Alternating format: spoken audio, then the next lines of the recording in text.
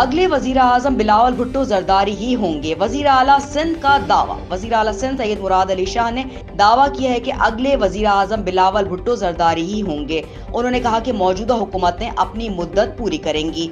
2 माह में इलेक्शन होंगे। इंतखाबात में पीपल्स पार्टी सबसे बड़ी जमात बनकर उभरेगी और बिलावल भुट्टो जरदारी ही वजीर आजम बनेंगे।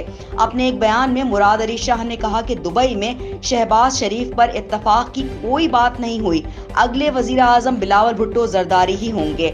वजीर आला सिंध ने मेयर कराची मुर्तजा वहाब और कमिश्नर कराची के हमरा अब्दुल्ला शाह गाजी के मजार पर हाजिरी दी, फूलों की चादर चढ़ाई और फातिहा ख्वानी करके 3 रोजा उर्स का इख्तिताम किया।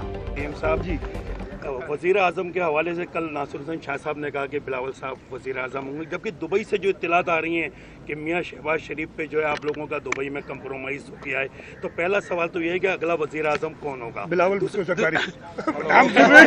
बात सुने, एक सेकंड। दुबई की आपको अगर इत्तला पता है क्या हुआ तो सबको बता दे, फिर हमसे ना पूछा करें। ऐसी कोई बात नहीं हुई है। पाकिस्तान पीपल्स पार्टी इंशाल्लाह ताला अगले इंतखाबात, और मैं आपको ये बता रहा हूँ, बहुत चेमंगई होती है, बहुत बातें होती है। मैं सिंध का चीफ मिनिस्टर हूँ। इंशाल्लाह ताला असेंबली अपने मियाद ख़त्म करके 2 महीने में इंतखाबात होंगे और पाकिस्तान पीपल्स पार्टी ना सिर्फ सिंध में बल्कि पूरे पाकिस्तान में सबसे बड़ी पार्टी बन के उभरेगी। और अगर सबसे बड़ी पार्टी होगी तो प्राइम मिनिस्टर कौन होंगे, उस वो आपने ही नाम ले लिया पहले, तो इंशाल्लाह ताला बिलावल भुट्टो जरदारी होगा। स्टार न्यूज़, जियो पाकिस्तान के लिए।